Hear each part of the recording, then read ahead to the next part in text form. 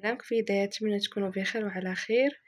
جيت نشارك معكم المشتريات ديال البيبي، واخا كنت ناوية نشاركها معكم قبل ما نولد، ولكن جاتني ولادة على غفلة وجا لقيتها باش نشاركها معكم واخا انا ولدت دابا.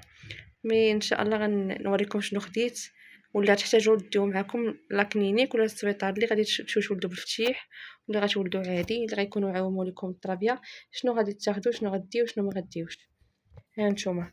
بالنسبه انا للترابيه راه شريت هاد طالكو بودر، مي ما احتاجيتوش في الكلينيك.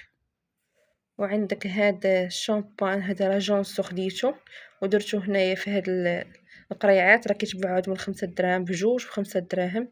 وهذا زيت جونسون تا هو درتو هنا. هذا مقياس ديال الضفران ما احتاجيتوش، ما حيدوش ليه الطفات، جا عندي للدار حيدتهم ليه بالحق بهذا. هذا ما قدرتش نحيد به، حيدت بهذا. هادو حتى هما ديتهم وما استعملوهمش نهائيا، ما خداوهمش من عندي. وهاد السكاته حتى هي درتها لي، ما شداش من عندي واخا خديتها. هاد البيبونتين واعره، هادي غيستعملوها اكيد وغتبغيها، تحتاجها في الدار ملي غادي تجي غتبقى ديريها ليه. هادي ديال السكاته. هذا الضوء الاحمر على حساب البود ديالو باش كديريه ليه. وعندك هادي زوينه بزاف، هادي على حساب تغسلي ليها ديال رطبه. هذه هي اللي غتستعملي الراس ديال البيبي ملي تكوني دوشي ليه، هذه هي اللي غديري ليه صراحه. رطبه رطبه رطبه رطبه. هذه اللي دوزي ليها الرويصو بهاد اللعيبه ديال الوجه. غتلقاو حتى هي عند من 5 دراهم، غتكون دايره شي 10 دراهم 7 دراهم. انا خديتها ب7 دراهم.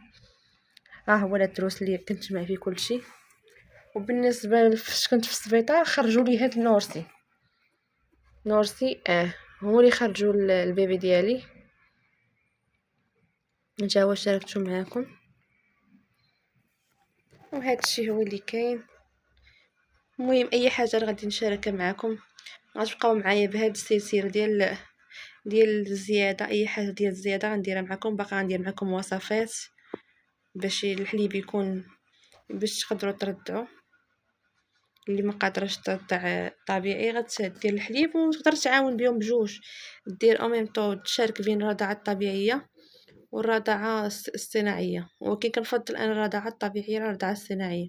غير المراه اللي كتكون محركه مسالياش غدا الحمام خدامه عندها شي ظروف، راه ما تقدرش تكون ترضع طبيعي الا كانت عندها داك التيرلي كدير الحفظ على ديال الحليب ديالها في الثلاجه باش يقدروا يعطيوه للمولود ديالها. ما تنساوش ديروا اشتراك في القناه